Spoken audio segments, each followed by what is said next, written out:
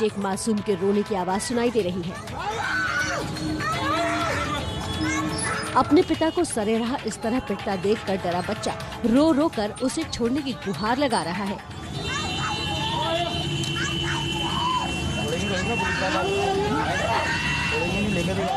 लेकिन पुलिस वाले किसी भी तरह की नरमी ना बरतने का इरादा करते हुए व्यक्ति को घसीट रहे हैं। वीडियो मध्य प्रदेश के इंदौर का है। आरोप है कि ये पिटाई मास्क न लगाए जाने की वजह से हुई।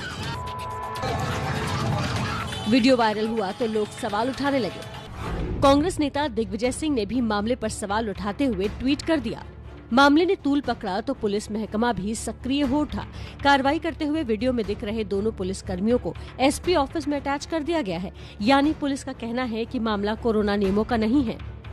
मामला हमारे जैसे संज्ञान में है तो हमें पता चला है कि इस व्यक्ति के 2 3 रिकॉर्ड पूर्व के भी हैं।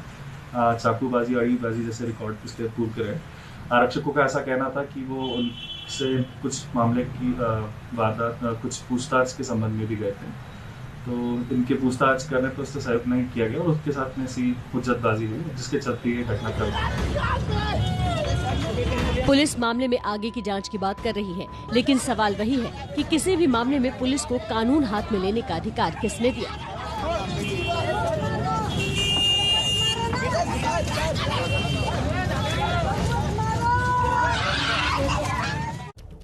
मास्क न पहनने पर पिटाई और फिर उस पर पुलिस की सफाई। ये तस्वीरें थी इंदौर की। आज विश्व स्वास्थ्य दिवस है, इसको लेकर पीएम मोदी का ट्वीट आया है। पीएम मोदी ने कहा है कि सरकार लोगों को अच्छी स्वास्थ्य सुविधाएं देने के लिए आयुष्मान भारत और पीएम जन औषधि जैसे कार्यक्रम चला रही है। इसके अलावा भारत दुनिया में सबसे बड़ा वैक्सीनेशन प्रोग्राम भी चला रहा है, जिससे कोरोना पर लगाम लगाई जा सके। देश में लगातार हालात बिगड़ रहे हैं। एक बार फिर से कोरोना के चक्कर में लोग लापरवाही बरत रहे हैं। विश्व स्वास्थ्य दिवस के मौके पर ऐसे में पीएम मोदी का संदेश है लोगों के प्रति, और ये बता रहे हैं कि किस तरीके से वैक्सीनेशन प्रोग्राम चल रहा है ताकि कोरोना पर लगाम लगाई जा सके। तो कोरोना लगातार बेकाबू हो रहा है। क्यों लोग लापरवाह हैं, किस तरीके से लोग बच सकते हैं इस लापरवाही से, बात करने के लिए डॉक्टर अंशुमन कुमार जो कि कैंसर स्पेशलिस्ट हमारे साथ जुड़े हैं। आगे डीके गुप्ता भी हमारे साथ जुड़ेंगे, सीएमडी फिलिक्स हॉस्पिटल के। डॉक्टर अंशुमन, मुझे याद है ठीक 1 साल पहले आपसे चर्चा हुई थी और तब हम बात कर रहे थे कि किस तरीके से कोरोना से बचा जाए। इन 1 साल में लोगों को बहुत अच्छे से पता है मास्क लगाना, सोशल डिस्टेंसिंग करना, ये तमाम चीजें हैं जिससे वैक्सीनेशन नहीं भी हुआ है तो आप खुद को बहुत हद तक बचा सकते हैं। फिर ये लापरवाही क्यों आखिरकार लोग बरत रहे हैं?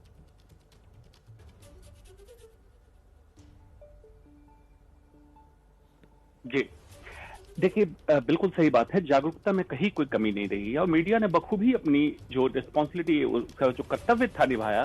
पूरे लॉकडाउन से लेके अभी तक हर समय बिना थके ये बताते रहे कि 3 एडवाइजरी फॉलो करें, mask, hand sanitization and distancing. लेकिन एक बात होती है कोविड फटीग, प्रोटोकॉल फटीग। लोग थक चुके कि अगर लॉकडाउन हुआ तो कोरोना खत्म हो जाएगा। अवैज्ञानिक परिकल्पनाएं बहुत सारी भारत में फैलाई गई। उसके बाद जब देखा गया अनलॉक हो गया तो इसका मतलब कोरोना खत्म हो गया।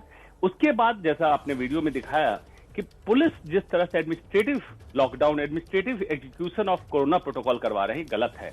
आप वैज्ञानिक एग्जीक्यूशन करवाइए, मतलब उसको साइंटिफिक तरीके से कराइए। तो एक तरह थकान, मतलब लोग थक चुके हैं इन नियमों का पालन करते करते, जो वाकई मनोवैज्ञानिक। लेकिन उन दर्शकों से मैं कहना चाहूंगा, आप थकिए नहीं। स्पेनिश फ्लू 1918 में जब हुआ था तब भी यही हुआ था, लोगों ने ढिलाई बरती थी और सेकेंड वेव में काफी लोगों की मौत हुई थी। और ये सेकेंड वेव अगर माना जाए तो ये संभावना है कि इतिहास दोबारा अपने को दोहरा देगा, इसलिए सतर्क रहें।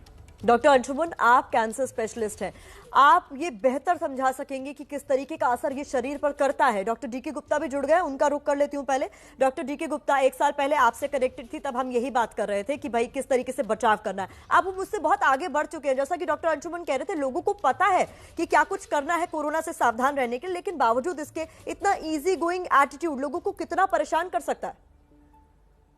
देखिए, हम सबको पता है कि अगर हम लोग कोविड एप्रोप्रिएट बिहेवियर का पालन नहीं करेंगे तो कोरोना जो है इतनी तेजी से फैलता है कि पूरे देश को चपेट में ले सकता है। अभी हमने देखा कि लगभग 5 राज्य ऐसे हैं जहां पे 50-60% केसेस आ रहे हैं। तो अगर ऐसी स्थिति रही तो धीरे धीरे पूरे देश में फैलेगा।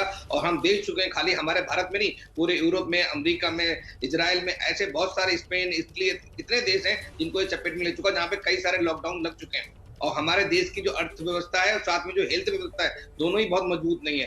हेल्थ व्यवस्था हम लोग जीडीपी का बहुत कम खर्च करते हैं, जो बड़े देश हैं वो इतना सारा खर्च करते थे, 15% जीडीपी खर्च करते थे, वो भी चरमरा गए थे, हमने देखा है। तो इस समय हम सबको चाहिए कि कहीं ना कहीं अपना एटीट्यूड चेंज करें, अपना एटीट्यूड कोविड एप्रोप्रिएट बिहेवियर के प्रति चेंज करें, चाहे हाथ धोना हो, चाहे मास्क पहनना हो। और हमें चाहिए नहीं, हमारे जो नेतागण हैं, जो हमारे धर्म गुरु हैं, उनको एक क्लियर मैसेज देना चाहिए, उनको ये सब चीजें पालन करनी चाहिए, सो दैट जो लोग हम सब उनको फॉलो करते हैं, जो हमारे लिए वो लोग रोल मॉडल हैं, जो रैलियां हो रही हैं, जो हमें दिख रही हैं, जो धर्मगुरु के आयोजन हो रहे हैं, जो बहुत सारे ऐसे आयोजन हो रहे हैं जिनकी जरूरत नहीं है, तो उनको देख के जनता में गलत मैसेज जा रहा है कि शायद कोरोना एक खतरनाक नहीं है और इसकी वजह से कोई दिक्कत नहीं होने वाली है। तो ये मैसेज कहीं ना कहीं रुकने चाहिए, चाहे वो इलेक्शन कमीशन हो, चाहे वो भारत सरकार हो, उसको इन सब चीजों को संज्ञान लेके ये सब चीजें रोकनी चाहिए। और डॉक्टर गुप्ता, मुझे याद है बतौर एक जिम्मेदार चैनल 1 साल पहले एबीपी न्यूज ने एक मुहिम छेड़ी थी, कोरोना को धोना है, जिसमें हम लोगों को बताते थे कि आपको हाथों को धोते रहना है, सैनिटाइज करते रहना है, मास्क लगाना है, सोशल डिस्टेंसिंग का पालन करना है। तो हम जैसे कि लगातार बात कर रहे हैं कि ऐसा नहीं है कि ये चीजें लोगों को पता नहीं है,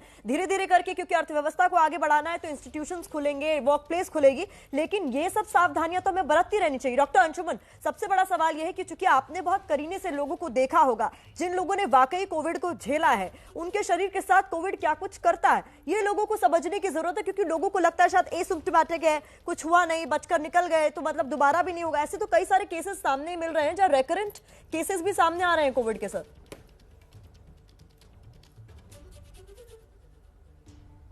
बिल्कुल ठीक बात है, री इन्फेक्शन जिसको रिलैप्स कहते हैं, ये भी हो रहा है।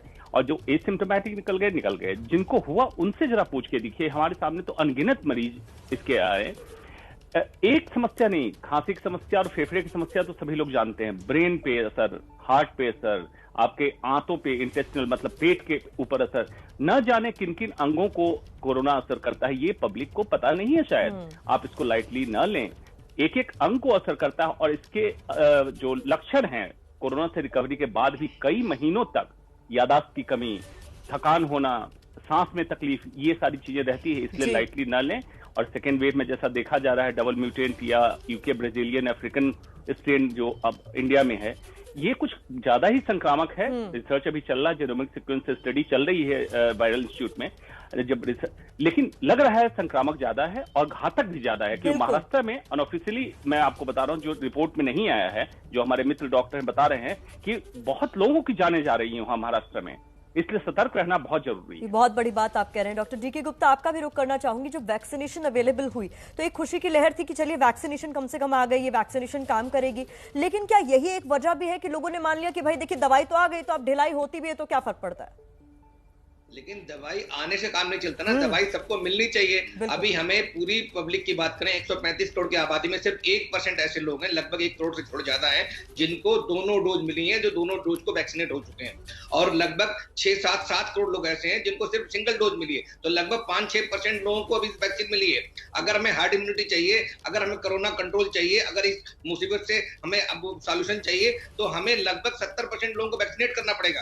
60-70, उसमें लगभग 1.5 साल लग जाएगा, 2 साल लग जाएंगे। इतनी सारी वैक्सीन तो हमारे पास नहीं है, प्रोडक्शन बढ़ाना पड़ेगा, डिस्ट्रीब्यूशन बढ़ाना पड़ेगा, सारे लोगों के लिए खोलनी पड़ेगी, बहुत सारी वैक्सीन कंपनियां जो अभी अलाउड नहीं, उनको लाना पड़ेगा। तो ऐसे बहुत सारे काम है जो हमें करने पड़ेंगे, तभी जाके हम इसको कंट्रोल कर सकते हैं, अदरवाइज पॉसिबल नहीं है। और वैक्सीनेशन प्रक्रिया को 24/7 खोलना चाहिए और इसको कंपलसरी कर देना चाहिए। कम से कम वो लोग जिनके लिए जो एलिजिबल हैं, जिन 45+ लोगों के लिए एलिजिबल है, उन लोगों को वैक्सीन सर्टिफिकेट मस्ट कर देना चाहिए कि अगर वो कहीं भी ट्रेवल करते हैं, एक जिले से दूसरे जिले में जाते हैं, एक प्रदेश से दूसरे प्रदेश में जाते हैं, एक देश से दूसरे देश में जाते हैं, तो उनके लिए वैक्सीनेशन मस्ट होना चाहिए। बिकॉज अभी भी बहुत सारे लोग हैं जो एलिजिबल हैं, वो वैक्सीन लगवाने नहीं आ रहे हैं, और जो एलिजिबल नहीं है 18 साल से ऊपर, सरकार को बहुत सीरियसली सोचना चाहिए। जो 12-13 और कंपनियां हैं जिनको दुनिया के अन्य देशों में अप्रूवल मिल चुका है, चाहे स्पुतनिक हो, जॉनसन हो, चाहे मॉडर्ना हो, फाइजर हो, इन सब वैक्सीन को भी इंडियन मार्केट में खोलना चाहिए कि बहुत सारे ऐसी आबादी हमारे देश में जो इसको अफोर्ड कर सकती है। बिल्कुल, मतलब वक्त लगेगा एक एक शख्स तक वैक्सीनेशन पहुंचने में, जो कि बात आप डॉक्टर डीके गुप्ता कर रहे हैं। डॉक्टर अंशुमन ने बहुत ही अच्छे से समझाया है। जो दर्शक इस वक्त हमारे साथ जुड़े थे शायद वो समझ गए होंगे कि ये मत मानकर चलिए कि सेकंड सर्ज में या फिर अगर एसिम्प्टोमेटिक है तो आप बच जाएंगे और आपको कुछ नहीं होगा, आपको नहीं होगा तो आपके परिवार वालों का होगा, इसलिए आपकी सावधानी बहुत जरूरी हो जाती है। और जहां तक बात है सबको वैक्सीनेशन मिलने की, राज्य सरकारें जरूर अपील कर रही हैं, लेकिन केंद्र सरकार ने भी ये साफ कर दिया है कि चाहत के हिसाब से नहीं, जरूरत के हिसाब से वैक्सीनेशन दी जाएगी। आप दोनों का हमारे साथ बने रहने के लिए बहुत बहुत शुक्रिया। एक छोटा सा ब्रेक, फौरन हाजिर होंगे। दुनिया भर में 20 करोड़ से भी ज्यादा लोग हैं तैयार ओमरॉन बीपी मॉनिटर्स के साथ, ताकि आप रहे लाइफ के लिए हमेशा prepared. Omron BP monitors. Omron. ABP news आपको रखे आगे।